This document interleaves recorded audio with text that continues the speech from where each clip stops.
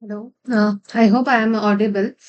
I welcome you all to the first doubt clearing session and the first live session of this course. This is the CY40 course of NPTEL SWAM, named as Chemical Crystallography, and which is being instructed by Professor Anshuman Roy Choudhury. He is from ISER Mohali. ISER Mohali. And I am the course TA as assigned. My name is Shani Burman. I am from IIT Hyderabad.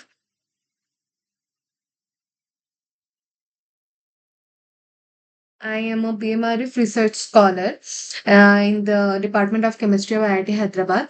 And so I'm very glad that I'm again teaching this course, like not teaching, I am assisting this course. So I hope you'll be watching the videos. So if any problem arises, you can talk to me in the next session maybe. So let's start without any further delay because it's already 10 minutes. We are going late. So the course name is Chemical Crystallography. So what do you mean by from just the name? Crystallography, like we are doing something crystallography on some chemical compounds. Now, in crystallography, you all know crystal. You all are heard about crystals. So what are the crystals? So crystal is a like a solid object which is a like basic pattern of atoms or molecules in a repetitive manner over and over in all three directions in and dimensions. So as we all know, like from class 2 we are reading about what is crystal. A crystal is just a repetitive periodic arrangement of atoms, right? The same thing. Now it is necessary to know the simplest repeating motif, okay, and the lengths and directions of the three vectors which together describe its repetition in space. That means crystal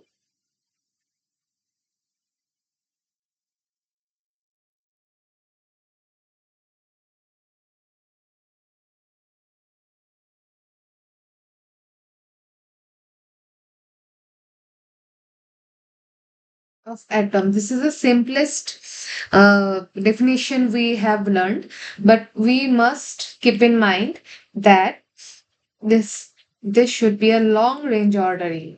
Okay, long range ordering, and also you should know about motif or the basis, whatever, the same thing. So this is the simplest repeating unit, okay, and you should know about the lengths and directions of the three vectors, lengths and directions of three vectors which together make space of for the repetition, okay. So so crystal is long range ordering, and the not exactly opposite I can tell, but if there is a crystalline material, there is also an amorphous material. Amorphous means short range ordering.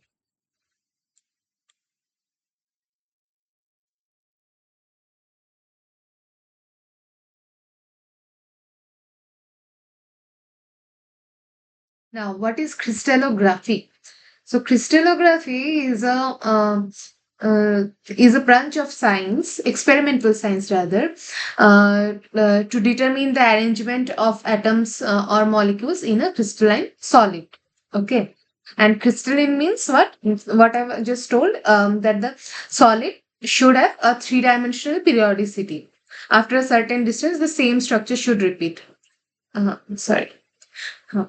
So this is the meaning of crystalline. So in this first class, I won't be going into solving the questions because the first two live session questions, I'll just simply share my screen and you can just all watch.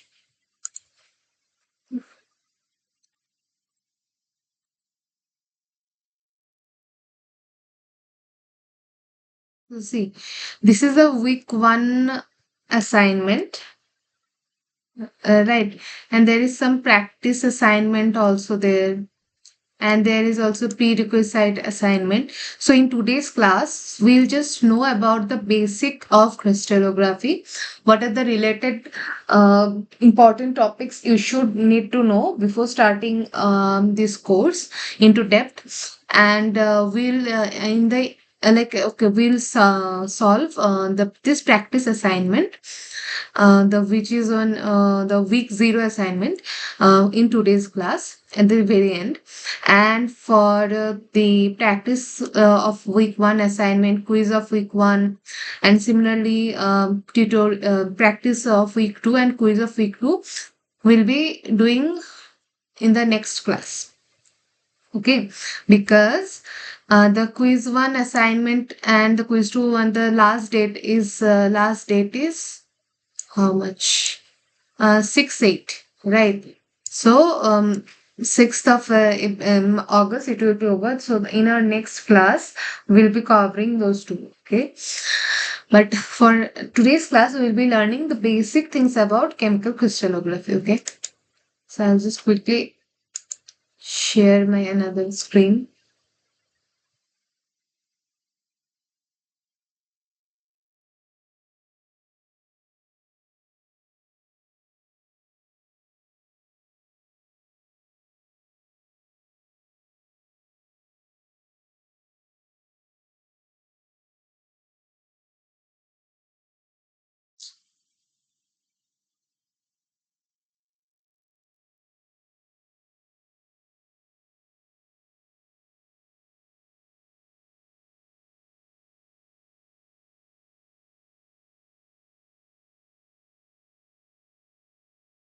Mm.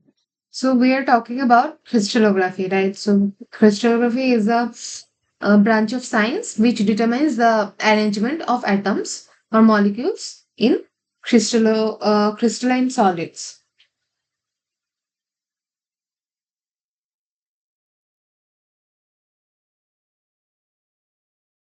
So we have learned about crystallography, then we have learned about crystalline materials or crystalline solids, rather, I can write. Now,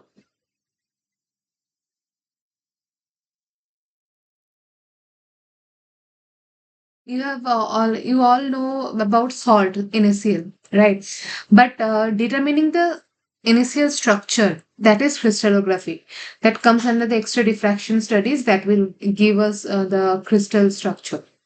Now, what is the basic difference between my like crystallography and spectroscopy? You know, spectroscopy like UV visible spectroscopy, NMR, Raman, and what else?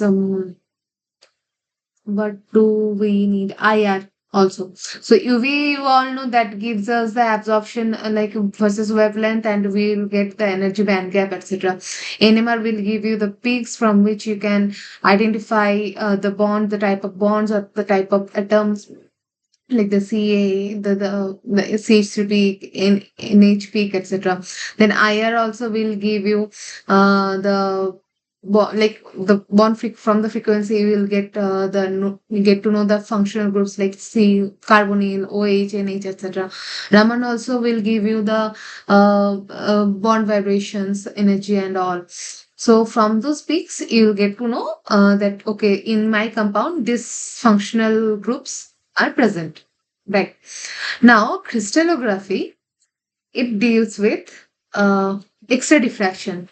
Right. So so from here, you will get to know the bond angles, bond lengths, torsion angles, etc. The absolute crystal structure you will get to know from single crystal XRD, whereas powder XRD will give you the phase purity as well.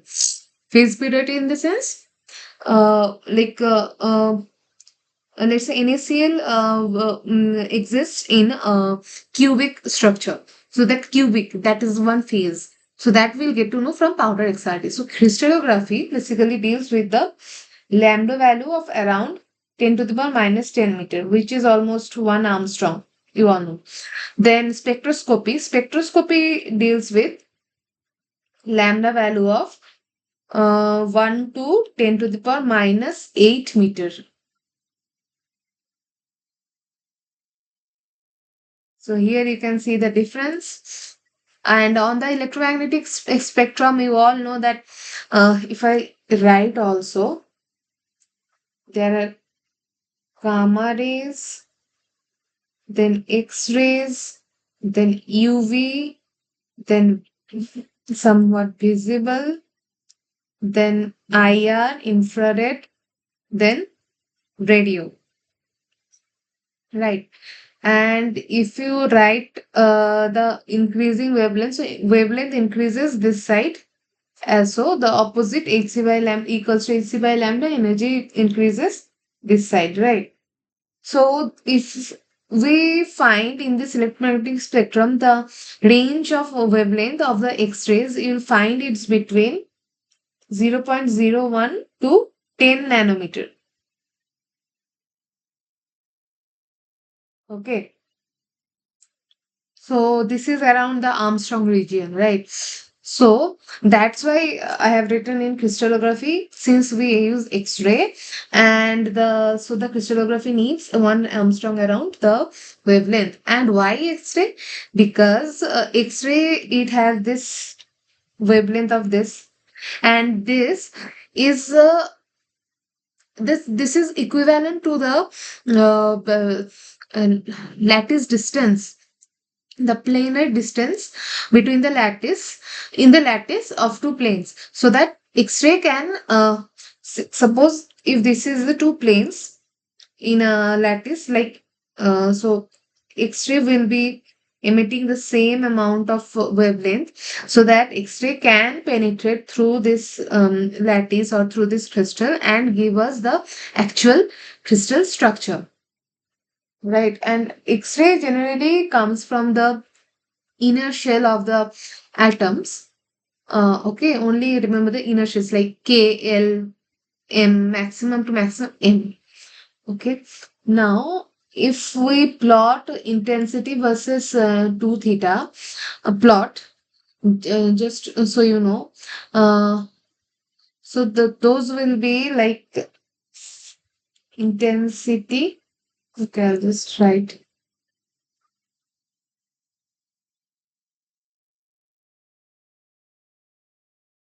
intensity theta. So a crystalline molecule will give you, so crystalline molecule will give you like peaks like this, sharp peaks, whereas amorphous molecules will give you peaks like this, broad peaks. And even in from crystalline to amorphous, this is the basic change of nature you will observe, the peak broadening in your powder XRD data. Now, how you collect the powder XRD data, what we will like you'll be understanding from this. This will discuss in later, like elaborately. But I'm just in from the first place. I'm just giving you the outlines which we will cover in the course and as well in the live sessions. So going back to where we left, we are talking about crystallography, right? Then we went to X-ray diffraction and all. Now diffraction, this is a nice word, nice term in science. So diffraction and microscopy. You have all heard about microscopy and diffraction.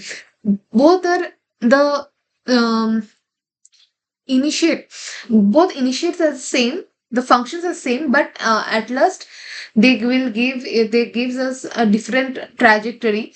And how is it so? So microscopy, in microscopy there will be some light source. Let's say this is a light source, and from here the light is going to your sample. Okay, this is your sample,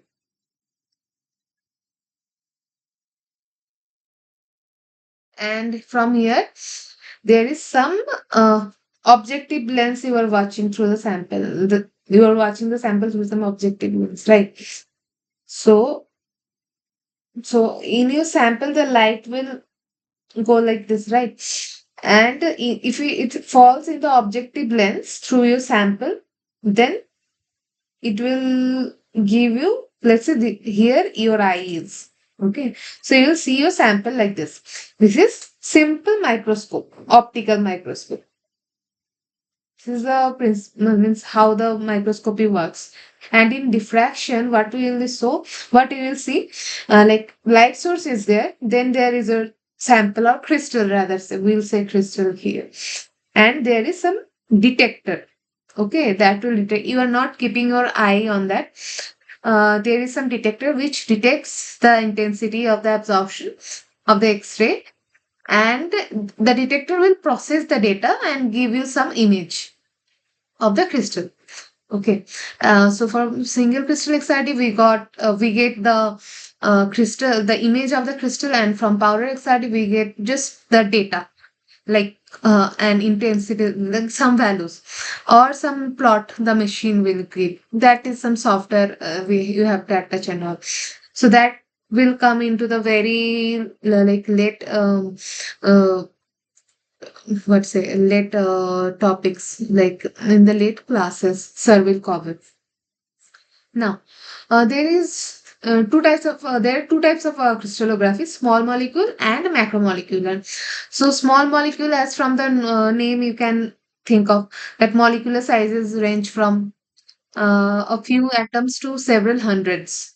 Okay, like inorganic, organic, organometallic molecules. Typically, lattice constants are around from 3 to 40 Armstrong. Okay, like if I write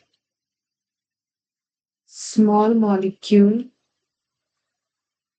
crystallography,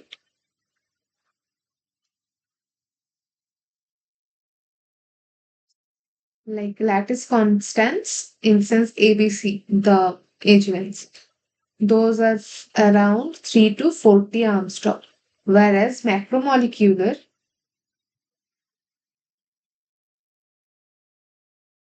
crystallography, those will be around 100 Armstrong.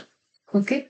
Typical lattice constants. So these are like proteins, nucleic acids, etc. It's basically the biological molecules.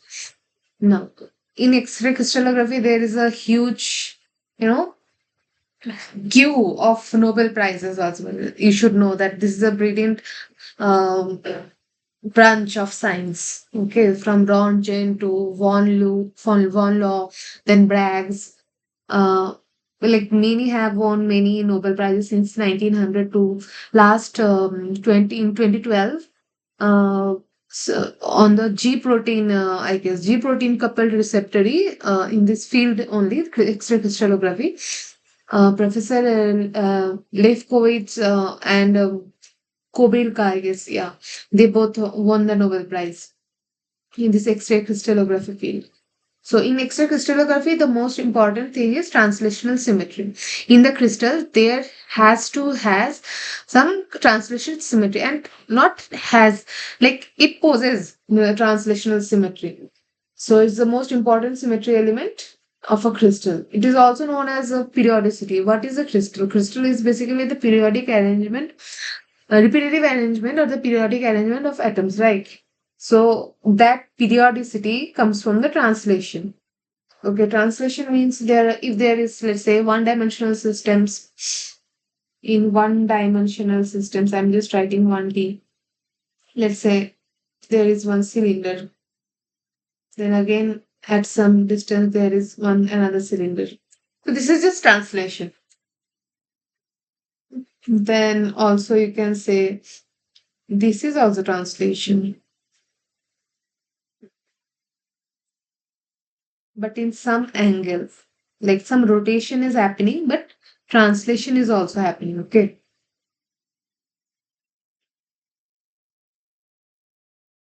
Then the simplest, then also I can tell, if I draw like this, then you'll understand.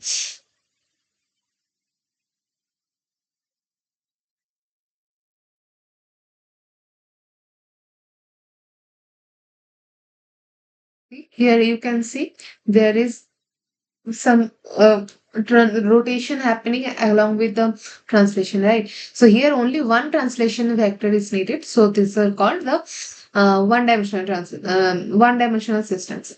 Now, in two-dimensional systems, there are many. You have must have seen the prints in the bed sheets. Those are mostly two-dimensional systems. Two-dimensional translation you'll observe. Like I'm not going to draw now, but okay, I'll just draw one just for your reference. Otherwise, in the next class, I'll show you some photos that will clear your view. So let's say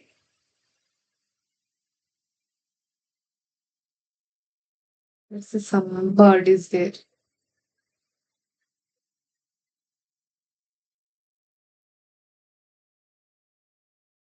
So these are also two-dimensional systems because there are two translation vectors are needed to define the structure. Let's say one vector is known as A, and in two-dimensional there will be A and B. Okay. Now there are 3D like three-dimensional systems as well. Those are mostly the crystal structures we all know. Like the crystal structures we study. Like I am working in solid state chemistry and crystallography. So the compounds we make, those are mostly three-dimensional systems. If your motif is moving around A, like if this is your A, B, C, right? And let's say there is one octahedra. You can draw octahedra only. Like suppose there is six coordination somewhere like along this. Okay. So in octahedra, this is the basic motif, the octahedra. So that is moving along A axis also, B axis also, or C axis also. I'll show you some crystal structure so that your vision will be clear. Otherwise, I guess here you won't be getting like much.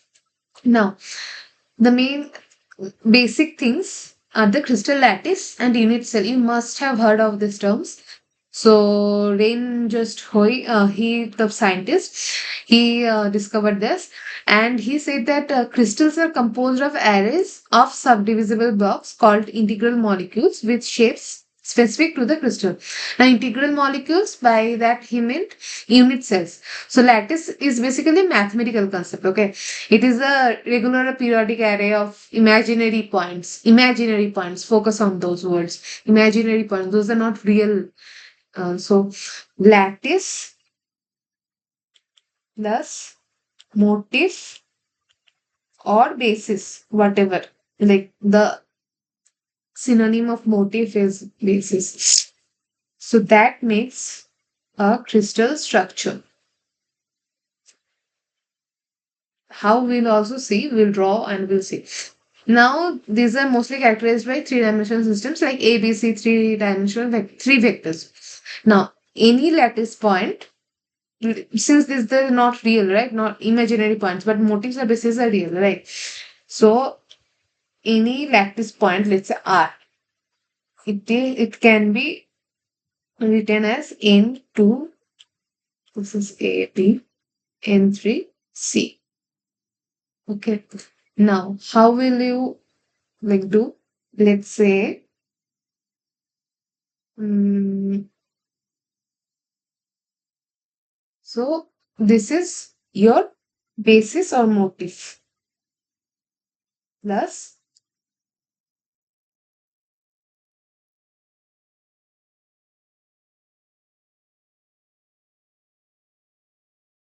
this is your lattice points. These are. So these will give you, these are lattice points.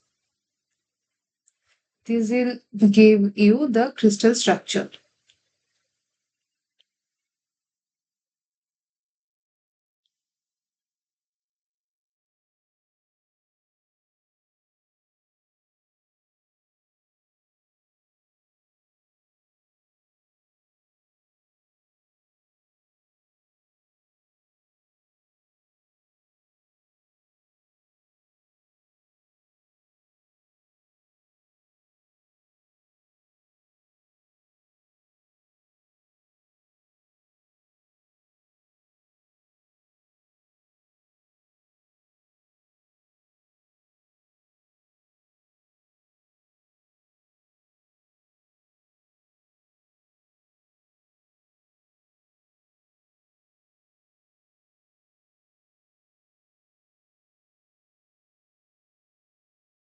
like that. This will, the motifs will repeat in the specific lattice points. Okay, this will cover the this motifs will cover the whole thing. So like this, how the crystal forms. Okay, so the smallest repeating a volume of the lattice, which also represent the symmetry of the crystal, is also known as the unit cell. Okay, so by convention, you can say that unit cell is chosen as the smallest repeating unit.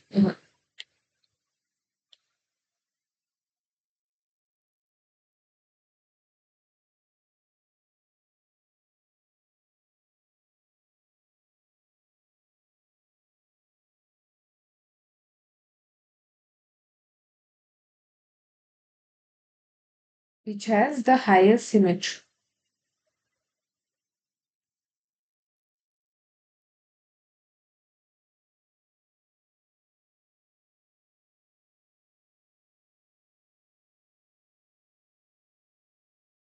And generally, for the highest symmetry, the angle should be in the crystal, the in the lattice, there the angle should be 90-degree around. So okay, so these are the, like, you can say, characteristics of unit cell. Now, there are two types of unit cells: primitive and centered. Right. So if we draw this one only,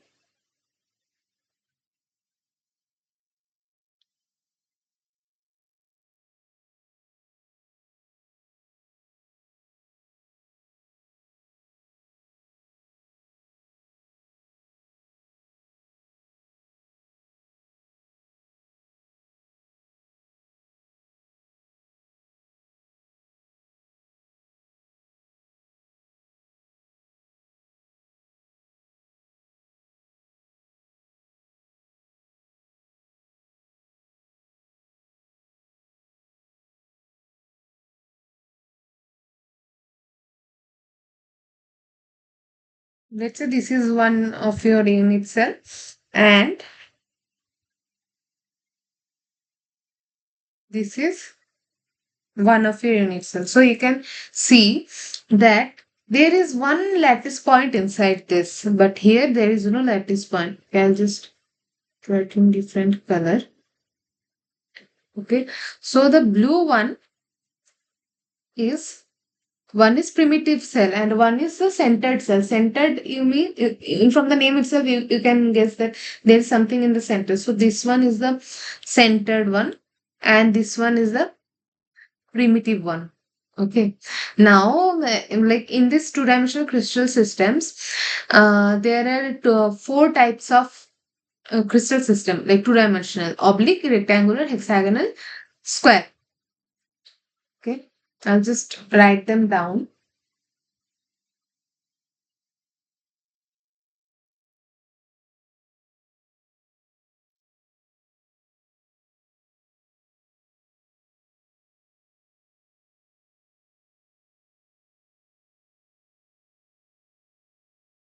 Two-dimensional crystal systems and their shape also will draw. Now the first one is oblique, gamma. This one is A. This one is B. Okay.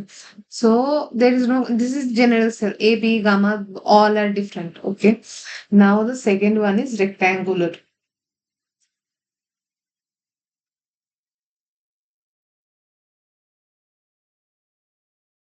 From here you can see this is 90-degree. This is A, this is B. Means here gamma must be 90. This is the minimum condition. And A, B are two variables. Like those are not equal. Now hexagonal.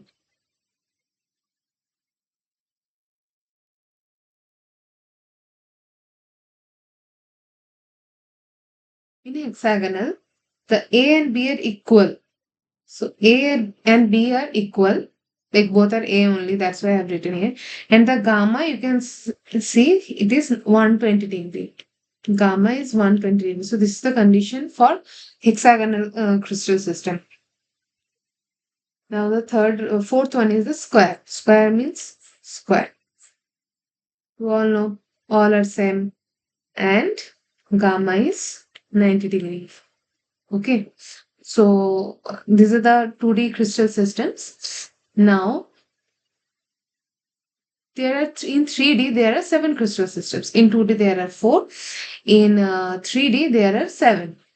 Cubic, tetragonal, orthorhombic, monoclinic, triclinic, trigonal, and hexagonal, and all has like a different set of conditions for the length of the unit cell and the actual angles. So you can go through search video and you can like go through those things. And next thing is the Miller indices. Like it's related to the lattice planes. So Miller indices are introduced by, of course, William Hallowes Miller, and there is one. If you like carefully see, like there is a special case for the hexagonal system. Hexagonal system is conveniently described by four basis vectors, three of which are coplanar, right? So hexagonal, this one, right? So if we can draw this three basis vectors I just told, right? So A3, A2, A1, let's say. Now 120 degree, 120 degree inner angles, we know. Now, if we draw mm,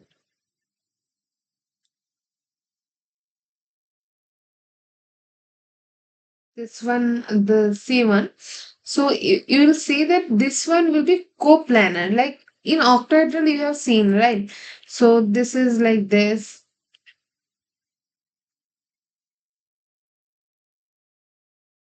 the dashed ones. So these are like coplanar. A1, A2, A3, and C. Now, I am not going into depth of this matrix vector and all. Now there are we can discuss about the notations. Okay, now according to the international standard of notation for crystallographic groups, there are two types of notations are known. One is Harman Morgan and one or international notation, and another one is Schoenflies notation. So Harman Morgan, which we generally use more, one is HER.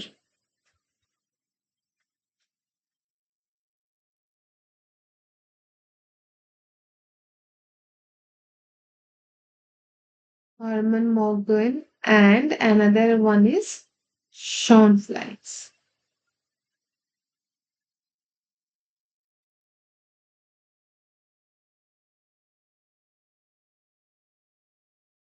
So this mainly we use in spectroscopy,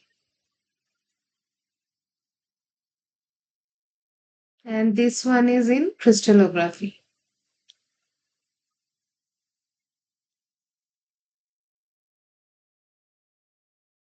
Okay, so there are symmetry elements and operations, right? You have already known.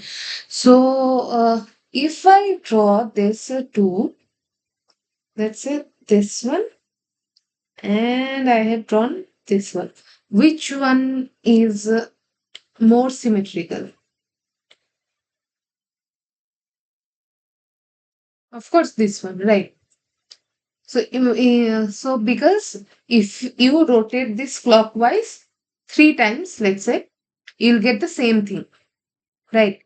Let's say, if this is one, this is two, this is three.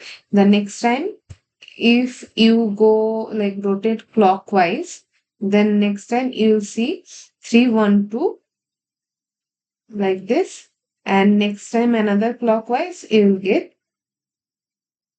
2, 3, 1. Right. So the same thing basically, and this one you can just overlap also. Right. So this is more symmetrical, right? And also you can rotate this, and this is the thing. You can rotate this through one axis, right? Through one vertex, or right. This is called proper rotation, or the C or N fold axis. So similarly, there are shapes like square. This is not a square, then hexagonal, etc. This you can rotate, and you can have like C2, C3, C4, C6, this kind of axis. This is the proper axis. Or the n-fold means two-fold, three-fold, four-fold, six-fold axis. So symmetry elements, first, so symmetry elements and symmetry operations, two terms are there, right? So symmetry operations is the operation, you can tell, which actually you are doing something to a shape, or so that the result is indistinguishable, right, from the initial form and the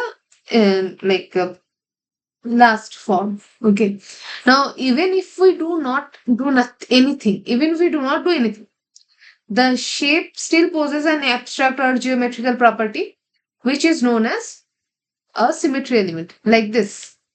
Okay, here we are doing something to the shape to make it indistinguishable. But here, this is an inherited property in the shape or the space only, which is known as a symmetry element. Okay, so basically, symmetry element is the geometrical property of of an element, of a space or shape, which is said to generate the operation, right? So there are many flowers. Then you'll see like starfish or snowflakes, like that. There are many, like in nature, there are so many examples of crystallography, or the like various type of crystals.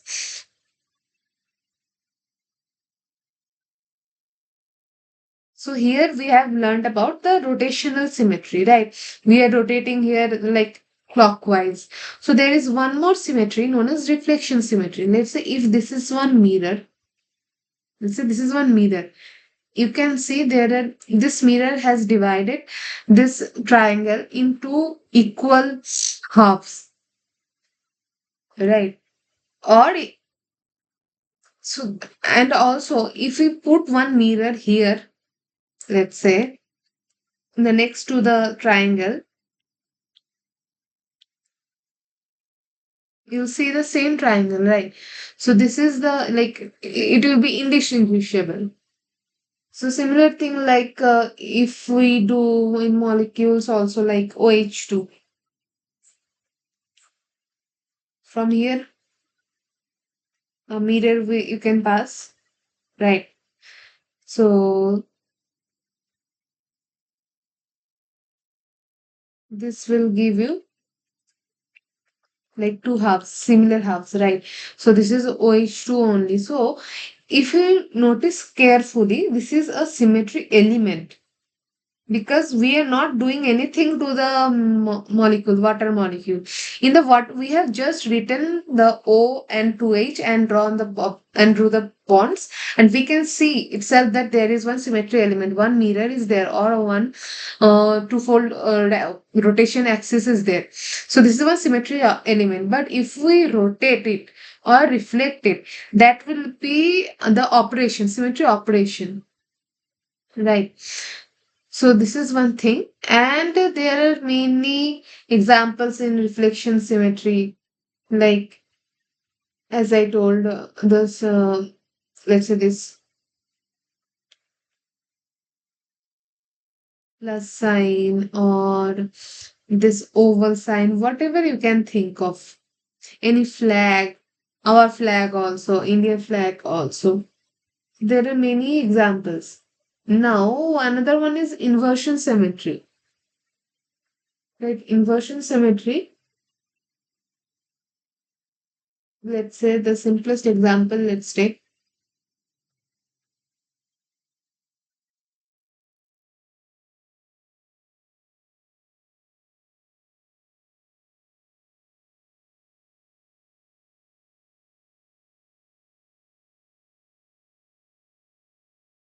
See, if you do inversion from S, this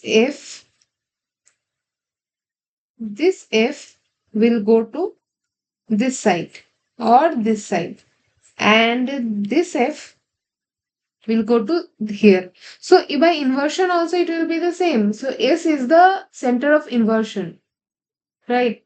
So also without F also we can do one more example, which is, let's say, platinum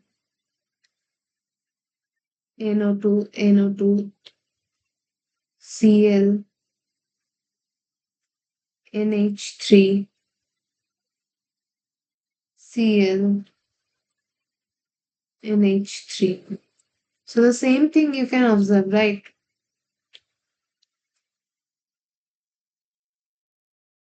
So this is the thing. So PT will be the platinum is the center of inversion. So there are many 2D plane and 2D space and 3D space. Let's discuss. So in 2D space, there is translation symmetry, reflection symmetry, and rotation symmetry, which we have already discussed. Now in 3D space, the same things are there. Along with one addition is there, uh, inversion. And in translation in 3D space, since it is 3D space, there are three translational vectors. Let's say T1, T2, and T3. Like the magnet, there should be a magnitude and direction. No unique origin. Right now, there are many types of unique lattices in 2D space. I'm not going to discuss those now. We can go to the uh, plane group, right? So plane first we'll discuss about the point group. So you all know what is a point group. Point group is basically the combination of the symmetry elements, right? And in 2D, if we take the 2D point groups and the 2D lattices, that will give us the plane groups. So plane groups is the 2D point group plus 2D lattice. Okay. Now there are several types of plane groups like P1, P2. Okay, I'll just do the P1 and P2.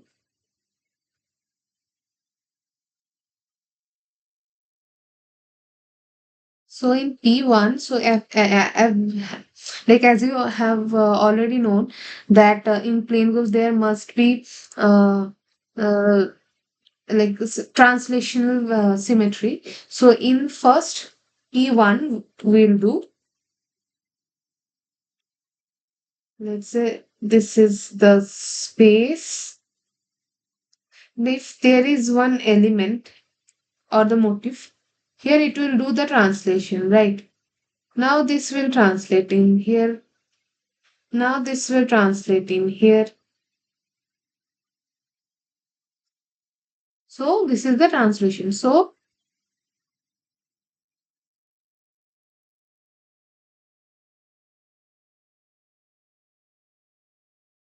if we have to delete this one. So yeah.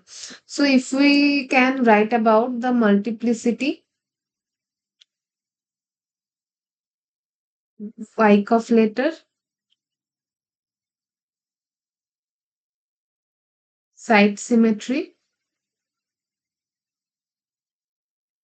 and the coordinates. So let's say this one is xy, the position general. Okay, now we generally, and there is no no this circle inside this lattice, right? So this is only one. So for Wyckoff letter we just name them, right? So there can be, you can name them anything, but according to the international notation, we, if there is only one thing there, we name it as a. The Wyckoff letter is A. Now there comes the multiplicity and the side symmetry. So multiplicity is basically the number of equivalent positions. Okay, so number of equivalent positions, there is only one. And site symmetry is the local symmetry at a single point. Like, so this is also one for P1 case. Okay, or I can describe it as site symmetry is the point group of the local environment or the set of symmetry operations, right? So it basically describes like an atom's position. Okay, so for P1, it is the site symmetry is 1. Now for P2,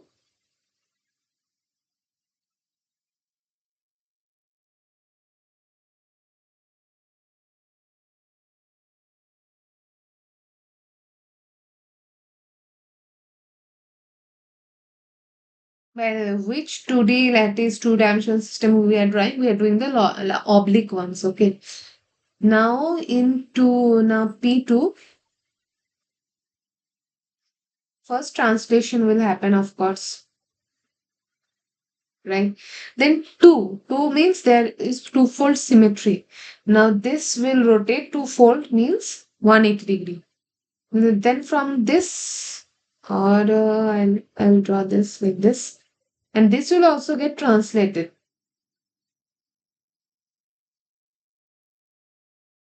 Or as you can see, translation also gives the same thing if we do the twofold rotation of each points, like this point, this point, this point, right? So if we now do the multiplicity Wyckoff side symmetry and coordinates,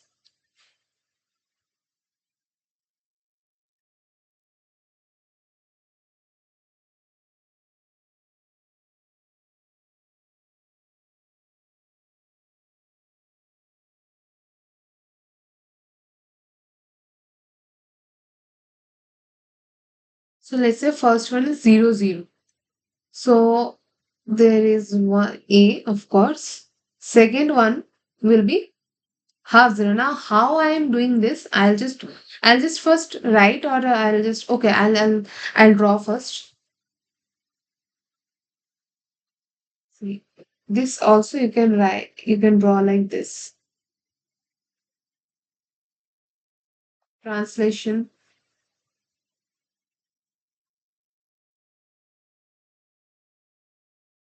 Now this also generates one twofold here, right?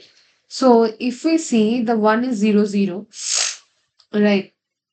So its multiplicity is 1 and side symmetry is 2. And one is, if one is 0 half, like A axis, B axis, anything you can take 0 half or half 0, like both are there. So this will be 2, 1. Then this will be 2 also, 2, 1, and you can name it as A, B, C. Now another one is half half, the center one. So this will be side symmetry of 2 and multiplicity of 1. So you can name it as D. And if there is any XY, anything general position, so this will give you like once a side symmetry 1, a Wyckoff, we can name it as E, and multiplicity will be 2. So this is the like point group, plane group table. Uh, and there are many plane groups Sir has done, like P4, P3, P6, PM, CM, etc. C means there is one in the center. Okay. This is the primitive cells. So but there is also the center cells also. Now, one thing you have you might have come across are the glide planes. So a glide planes is a two-step operation. Okay. So a glide plane is a mirror followed by a translation of half of the length of the vector in the plane of the mirror. Right.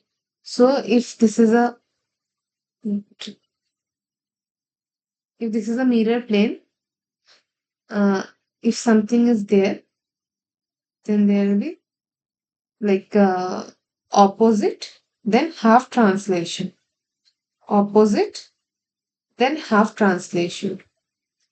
Opposite, half translation, opposite, half translation. Like that.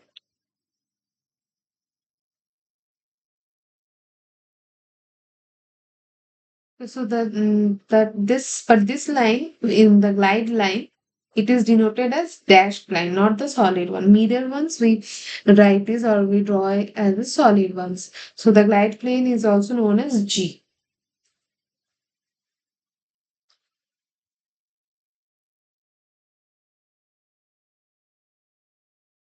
And and the 3D crystal systems, I have already told you that there are seven crystal systems: triclinic, monoclinic, orthorhombic, trigonal, tetragonal, hexagonal, cubic.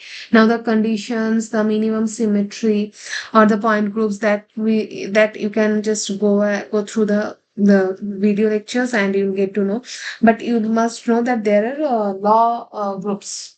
Okay, so law groups or law point groups, those are the one which has the center of symmetry, right? Like one bar means there is inversion, right? Then twofold, here only you have seen twofold, so here you can say there is one center of symmetry, right? Like those things. And there are like those. And so this is centrosymmetric. So is centrosymmetric, and there is one mirror. And the which are the chiral crystals? In the chiral crystals, there is no mirror. Okay, there should be no mirror. Is you already know a chiral molecule. One should be called as a chiral molecule, which one has four different hands, like four different functional groups, right? So if mirror is there, then something will be like reflected and repetitive. So in chiral crystals, there is no mirror planes. Okay, now, okay, it's so I'll just go through. And also, there is one thing about screw axis, right? If this is the glide plane, means reflection. Okay, I'll just write. Glide plane means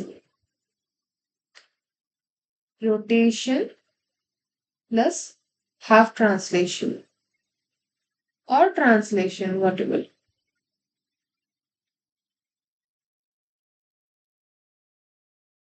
And screw axis is written as, let's say, 2 1 3 1, etc. It is reflection. Oh, sorry, I have written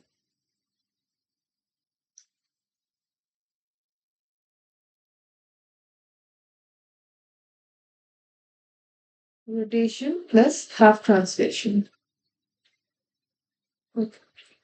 Now there is diffraction patterns also, right, in X-ray crystallography. So the pattern of radiation scattered by any object is known as the diffraction pattern. So you already know that Röntgen discovered the X-ray, like in the like he mistakenly he's basically he was doing experiment which includes the passing of electric current through gases at extremely low temperature. So he just kept one day he just kept his hand and he saw that there is the bones of his hands and the his wedding ring can be visible in the film. So that's how he discovered the X-ray. So what he observed is that X-rays are invisible. The rays are invisible. It travels in straight line. It affects the photographic film and can pass through opaque objects. Right. So, like initially, I was talking about the electromagnetic spectrum. So, X-rays are electromagnetic radiation with short wavelengths, as we have already discussed, point 0.1, 0.01 to 10 nanometer around. Now, properties of X-ray, if we can discuss. So, properties means if the electric field is confined to the, let's say, one certain plane, like the XY plane, as the wave travels along, the wave are said to be polarized, right? So, these are called the monochromatic beam of X-rays. So, there is plane polarized wave. Then there is intensity, average intensity depends upon the the amplitude, right? So the rate of flow of the energy you can tell through the unit area perpendicular to the direction of the motion of the wave. or the you can just say in simple words, you can say rate of flow of energy in a certain area, which is perpendicular, of course, to the direction of motion of the wave, is known as the intensity. And there is units of intensity, but the average intensity or absolute unit of intensity is like joules meter square per second, like that. But in PXRD case, we can use it as we plot often as well as intensity of arbitrary unit. And X-ray intensity is measured basically by the counting the number of photons incident on a detector, or by measuring the degree of blackening the photographic film of which is exposed to X-ray. So I can write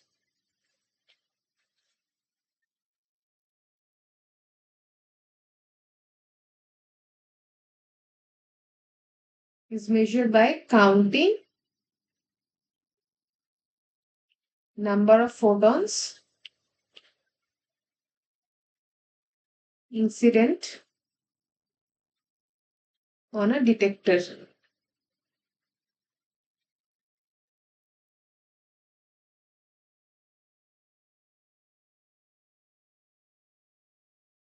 So there is many things like the production of X-ray, how X-rays get created in the Coolidge tube and all the anode and cathode, and what is the continuous spectrum. Then there are synchrotrons which produces the X-rays.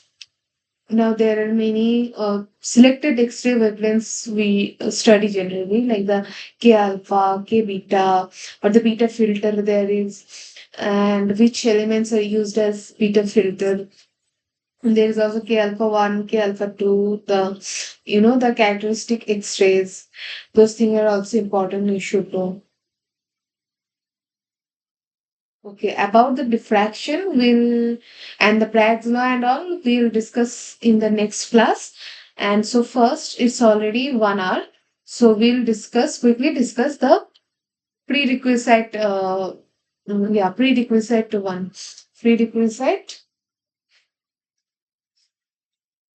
assignment. So I have just in the video you'll see, but in here you can't see because one of my another screen is getting shared.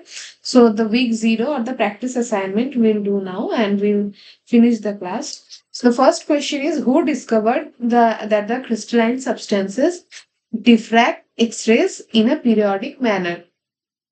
So that is the answer is Röntgen. Just now we have discussed, right? Röntgen has discovered those, and the another options are W.H. Bragg. Oh, yeah. Okay. But here the question is, who discovered that the crystalline substances diffract X-rays in a periodic manner? That is discovered by Max von Law. Law is the one we have just now discussed about the law point groups, or those are the centrosymmetric point groups like MMM, 6 by MMM, etc. So Röntgen has discovered the X-rays, but not the diffraction. And the Bragg, like they have formulated the Bragg's law. You have already know, and that interprets the diffraction patterns after von Law discovered that how crystalline substances diffract X-rays. Okay. Next one is, which molecular property among the following can only be determined by X-ray diffraction? Functional group? No. Bond angles? Torsion angles? Yes.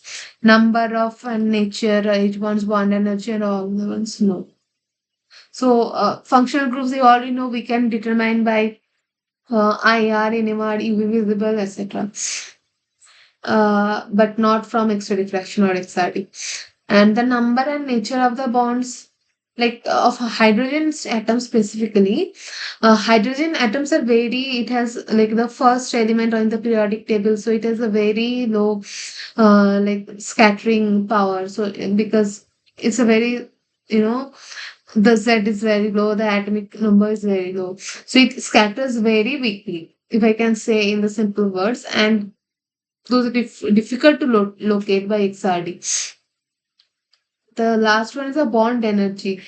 We cannot directly determine by XRD that the bond energy, but from IR and thermodynamics we can do, right? The next question is among the following, which is not a symmetry element or not a molecular symmetry element? So, proper rotational axis of symmetry, glide plane, mirror plane, improper rotation axis of symmetry. So, we have just discussed the glide plane and mirror plane we have discussed. So, proper rotational axis is CN1, we have discussed earlier. So, this CN or the proper rotational axis, mirror plane or the sigma or the M, the notations, these are molecular symmetry elements. Also, the improper rotational axis, those we write as SN, must have known. So, those are molecular point groups or molecular symmetry elements. But the glide plane is not a molecular symmetry element. The next one is a chiral molecule cannot have mirror symmetry. Just now we have discussed. Now among the options, there are two options, the first one and the third one. So we have to omit one. So in the third one, there is three, right? Three is a rotational axis. So it can have, right? But I is inversion symmetry, right? So the which cannot, but the question is in cannot. So the option will be I and sigma. Okay. Now, what are the point groups of trans 1,2 dichloroethane and Ml4 2 plus square planar ion? So trans 1,2 dichloroethane, and this one should have. This is a very common question in GateNet. You'll find. So C2H and D2H will be the answer. D4H, sorry. D4H will be the answer. So C2 in the sense dichloroethane, right? Sorry. And trans. And ML4 square planar. All are in same plane. So here in trans there is one C2 axis and there is like mirror plane uh, and in this ML4 there is one fourfold axis and there is like in D4H there is horizontal mirror plane, right? So if this is, we can say this is square planar. This is one plane. So horizontal mirror plane is needed, which is denoted by H. Like the sigma is in H. So D4H should be there. So D4H, this one and this one, and C2V and C2H. So in here it is trans, right? So same thing, because yeah, the D4H there are two options, right? So C2H and C2V, those are not. Yeah. So the answer would be C2H. Right. Both needs the planar molecular plane. The H1, this one. Huh. Like horizontal mirror plane. So the next one is which among the following do not represent a molecular point group? Of course, from the here we can see the MMM, this is the odd one out. And which among the following is the correct representation of Bragg's law? This is n lambda equals to 2d sine theta. 2d sine theta. This one. And what would be the nature of the plot of y versus theta for y equals to sine square theta plus cos square theta? Sine square plus cos square theta is 1. So y should be always 1, then parallel to the theta line. And what should be the nature of the plot y equals to x cube? So this one is if we can plot like from -2 to +2, the answer would be this. Sorry, this.